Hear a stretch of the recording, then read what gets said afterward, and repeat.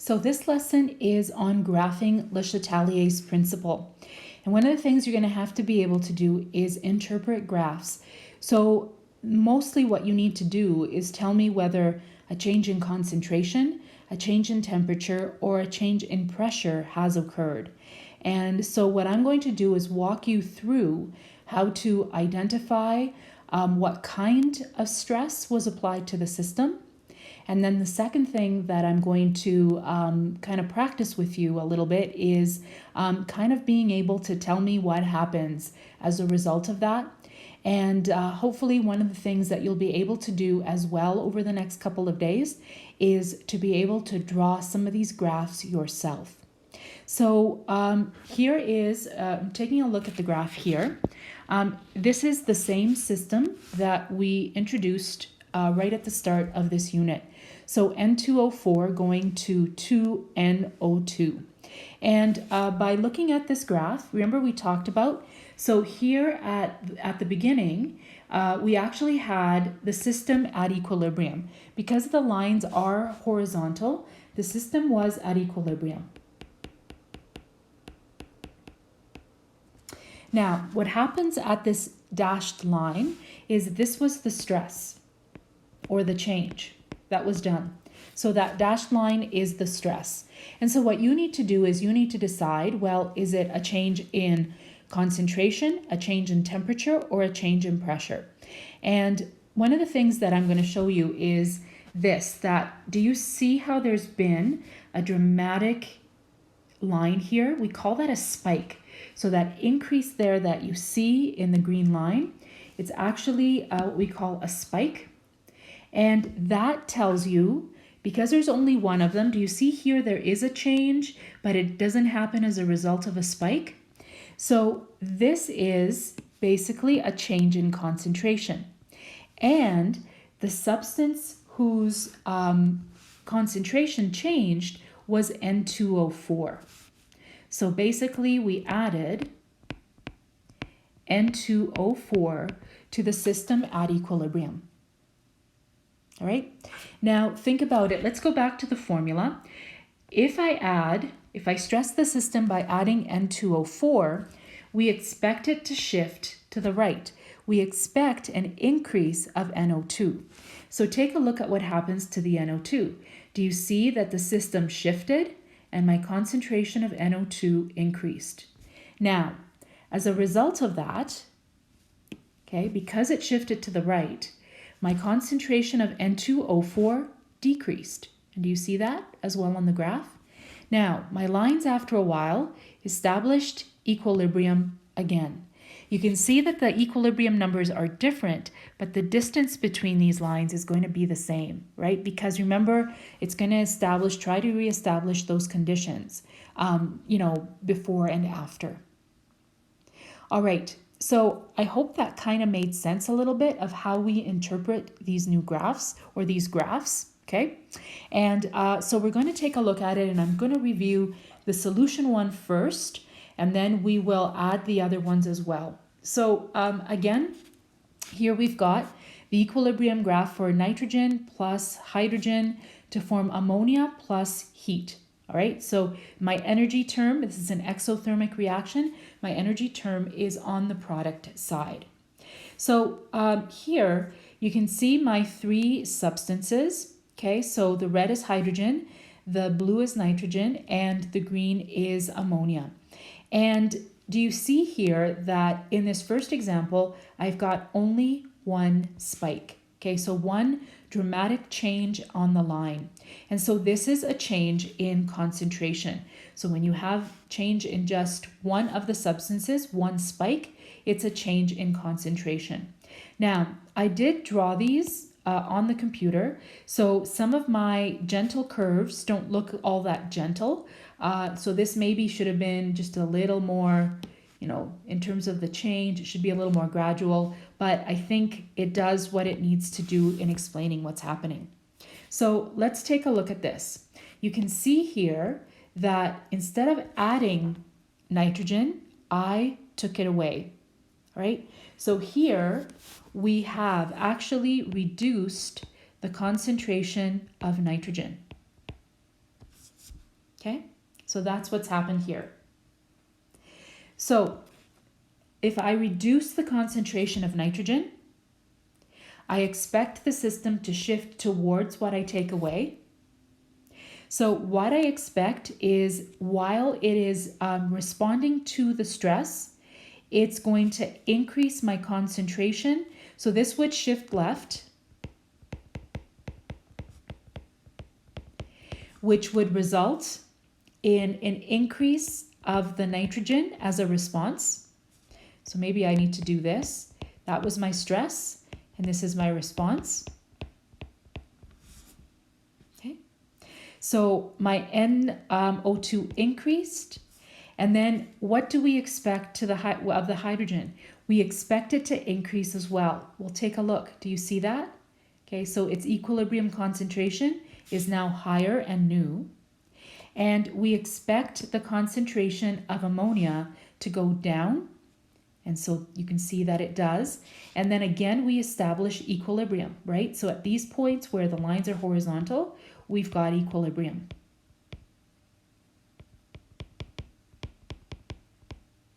All right. So just to finish this thought, my nitrogen increased, my hydrogen increased as well, and my ammonia decreased. All right. Now, this is the toughie of all of the ones that we're going to do, and it is the temperature. Because without the spikes, we can't really know, okay, what was added? Was heat added or was heat taken away? We don't know. And so this is the tough one because you actually have to look at the response. You can't look at the stress and figure it out. You've got to look at the response. So this is kind of like you having a hot bowl of soup placed in front of you and you knowing, okay, someone heated the soup, right? So with our first example, when we changed the concentration, we basically said we're heating the soup. And you said, oh, the response is it got hotter. But for the temperature change, what you're going to be doing is seeing, oh, it got hotter. So by that, you're able to figure out that the soup was heated. And I hope that kind of made sense a little bit. So to do this, what you're going to do is you're just going to choose one of the three lines. And I'm just going to choose the first one here, but you can choose any of the three lines and take a look at what happened. Okay, so again, you're looking at the response. You're not looking at the stress. So for here, you can see that for my hydrogen, after my stress, my temperature increased. Okay, so, sorry, not my temperature increased, my concentration of hydrogen increased. So how would I get, as a response, an increase in hydrogen concentration? Well, the only way to do that would have been to, and I don't really want to draw the arrow there. Okay. The only way that I could have gotten a concentration of hydrogen to increase is by adding heat. If I add heat, I would cause the system to shift left. So the response turned out to be a higher hydrogen concentration. Let's look at the other ones. A higher ammonia concentration, nitrogen concentration, and a lower ammonia concentration.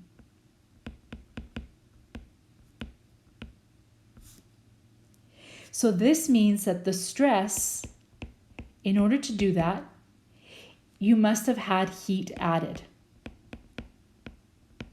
Because that would be the only thing that would get it to shift to the left. Okay, so the response was this, which was a shift left. Okay. The last thing that I forgot to do right at the beginning, which I should have, is to talk about the fact that when we have a temperature change, you actually have no spikes. So do you see with the concentration, we had one spike? Okay. This one, there's no spikes. There's gradual changes in the concentration. Our last one is the pressure volume change. And for this one, you're going to notice that they all spike. And the reason for it is because you're changing the volume of the container, right? So it's going to affect all of them. So for this one here, okay, we have to figure out whether we've actually increased the volume or decreased the volume. So it's relatively easy to do by looking at what's happening to the spikes. So here you can see that the concentration, remember these graphs are concentration, the concentration is increasing originally for all of them. The spike is that we increased the concentration. So how would we do that? So think about this. Okay, so here's a gas sample, and let's say its concentration is 10 moles per liter. And remember, I'm not adding, this system is closed, so I'm not adding or removing gas particles. How could I increase the concentration? Well, I would increase the concentration by decreasing the volume. If I actually go, and so this is 10 moles in 1 liter. If I decrease my volume by half, right? My gas particles are all in there, right? So what ends up happening is I have, instead of 10 moles in 1 liter, I have 10 moles in half a liter. And 10 divided by 0.5, okay, is going to basically end up being 20 moles per liter. Right? So my concentration has increased because my volume has decreased. So I have more of the gas particles in a smaller volume. So for this one then, the stress would have been a decrease in volume. Oh, yeah, a decrease in volume because my concentration increased. Okay. Which means that it's the same thing as an increase in pressure. Okay. And the response, well, again, let's go back. I've got 4 moles on the reactant side, 2 moles on the product. It should have shifted to the right. And let's actually confirm that. So if it shifted to the right, I should get more ammonia. And so by looking at ammonia, you can see that its concentration did increase after the stress, and then basically the concentration decreased of the hydrogen and the nitrogen. So we're going to do some more practice problems with this, but the main thing to know is this: 1 spike, change in concentration. All spike, change in pressure, and no spikes, change in temperature. The hard one to figure out with this one always is the change in temperature, because you don't have a spike to guide you as to what happened. So you actually have to look at the response to the stress to figure out what happened. All right, so let's do some examples here. And if you printed out these notes, you're going to notice that your what you see is a lot worse than these colored ones. I got these out of the textbook, and unfortunately, when you print it out in black and white, you don't always see what is happening here. So for example, this first one, you can see that I've got a spike here. This isn't a spike, okay? This isn't a spike either. For this one here, I've got 1 spike here. For this one here, there's no spikes, as much as this one almost looks like a little mini one here. And for this one, I've got them all spiking. All right, so let's work our way through this and do a little bit of interpretation. So the first thing that I want to do is I'm going to rewrite this and have the products beside it. Okay, I just find that I have a much better time with that than by looking at it besides.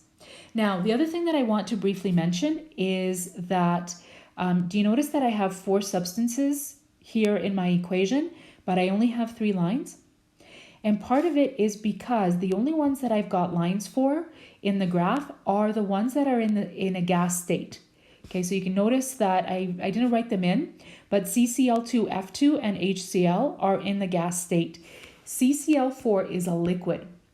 So what happens with it is that I will have more or less CCl4, but its concentration will not change. All right, because it's not dissolved in anything, it's just some liquid. So if I have some water in a glass, right, I can add water or take away water, but its concentration doesn't change. It's water, right? So that's kind of what's happening here and why it's not included in the graphs. Okay, so for this one, what's happening here? So you can see here that one spike, so this is going to be a change in concentration. And in particular, what happened here is the stress was having more HCl, or HF, sorry. So my HF concentration was increased. And basically the response, well, if my concentration of HF increased, then what it's going to do is shift to the right. Keep on wanting to write sift. Okay, to try to balance out the concentration. Okay, so because of that, you can see that my concentration of CCl2F2 and my HCl increased as a response. Okay, and my concentration of HF decreased.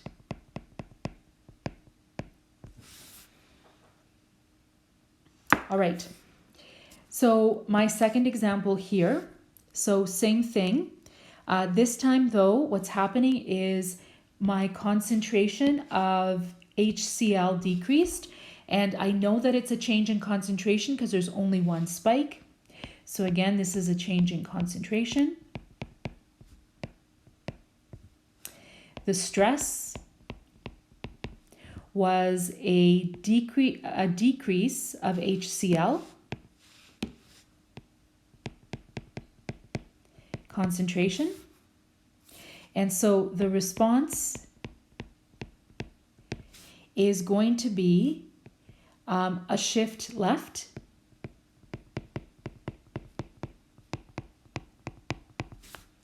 And so what's going to happen is it's going to shift to the right. My apologies. Because it goes towards what you take away. So this means that my concentration of HCl and my concentration of C2Cl2F2 will increase, and my concentration of HF will decrease. Okay, and you can see that from the graphs here. So my concentration of HF decreases after the stress, and the other two, HCl and CC2F2 increase. All right, so here, as much as it looks like there might be some spikes, there aren't any. We talked about that briefly, kind of badly done here. And so this is going to be a change in temperature.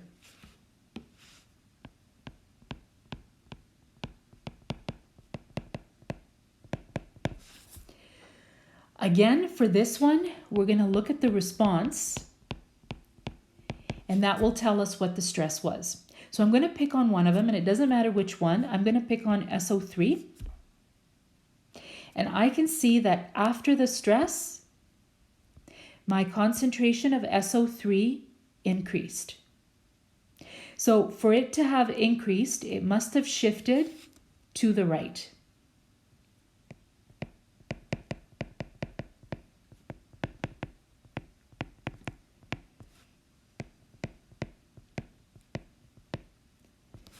So if that increased, did I add heat or did I take away heat?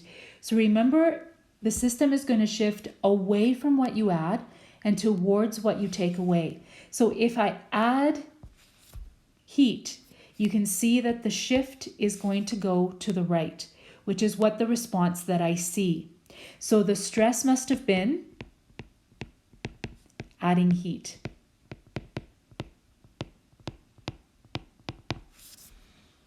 Okay, And again, you can figure it out from any of the concentrations. So I'm going to repeat this process and I'm going to look at oxygen.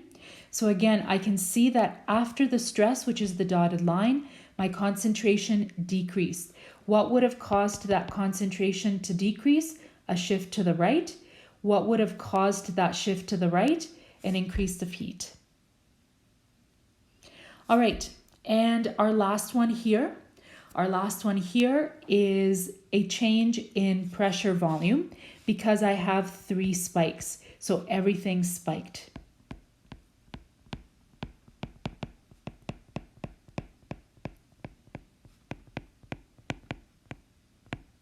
So the stress here, and you can see that my concentration increased. The little line is spiking up, it's going up. And so what happened here is if my concentration has increased, my volume must have decreased.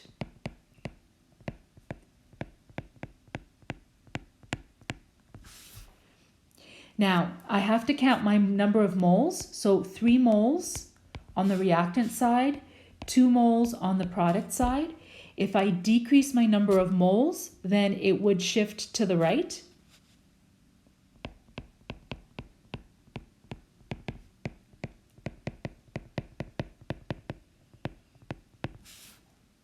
And let's see if that actually happened. So I expect more SO3, and you can see that that happened here. I've got a little gentle increase in SO3 and a decrease in SO2 and O2.